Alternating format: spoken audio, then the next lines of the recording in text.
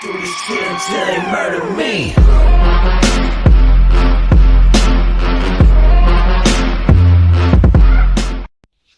What's going on, everybody? Welcome back. A little bit of an update for you guys. Not much today. I've been real busy with some other stuff with the car and work, so it's been slow going. I got the fittings welded onto this fuel cell. This is the vent, and this is the return. This is a 10 a.m. Well, this will be reduced into a or from an 8 a.m. So I got this going here, like that. So it'll be like that, coming straight down. And since this is the vent, and then this is sitting towards the back of the car, it should clear, or it cleared. I know it did. I ran some of the lines, so this here is the main fuel line, or the fuel feed, I guess, coming out of the bottom of the sump. And I don't know if you can see in there, but there's the pump mounted nice and neat. There's the tunnel, drop that tank. I was going to record some of that, but that's so boring and it's just ridiculous. Oh, my dog's back there. All the way back there is a another fuel filter going into the 8 a.m. feed, into the motor.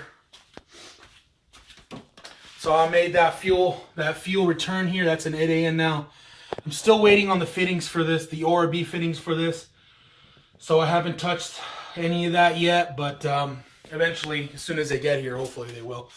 Another thing I did was mount the air-to-water ice box. I got my garage closed because it's cold. But I got the fitting going, so I think I'm going to have this routed here. So like the inlet here coming up, the cold water coming out of the heat exchanger is going to go in one end and to come out the other, into the tank, back into the pump, and then into the reservoir again. So it's going to be a short line from this one to that one down there, and then this one is going to be the return going back in. So this line here. I'm going to try to route all that away from all the heat, or I'm just going to build another heat shield, which I do have the metal for it. I think I have it. See, here it is. This is initially what I was going to do, is just seal that hole back off with that removable panel, but that's not going to work. So not much has gotten done besides that, aside from removing all that stock stuff. As you can see, my garage just gets into the disarray every time I start to work on something. And all these boxes here I got to put into my storage, because when I move, I'm going to need them. So not much else has been done.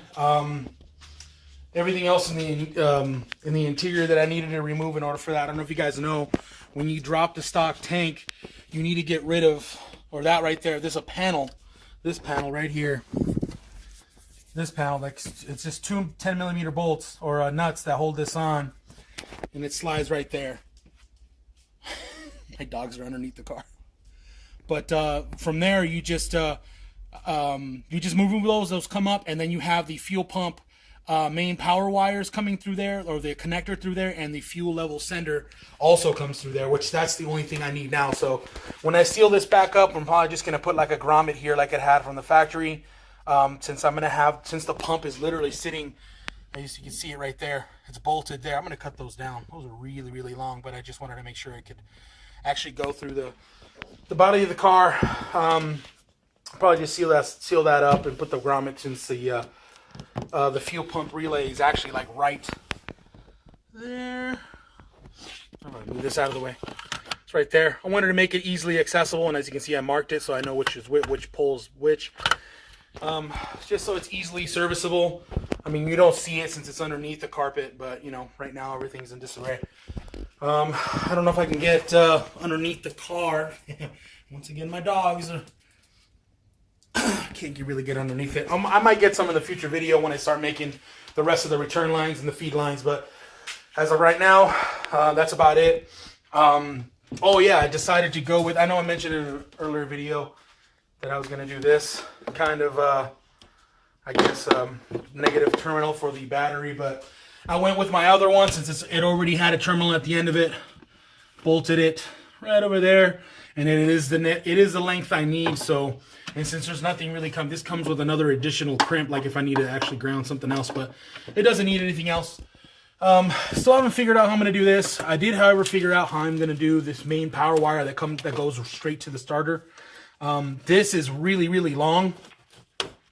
As you can see, I can kind of pull it. I have that kind of bunched up on the other end because there's so much of it. So I'm just going to pull it through. And I need that to be right over here, right where this is. So right back here. So I'm going to try to get some length to have it come around, which I know it's doable. There's like 2 feet, an extra 2 feet of it. So I don't know. There's no problem with that. Yeah. Other than that, guys, there's not much else done.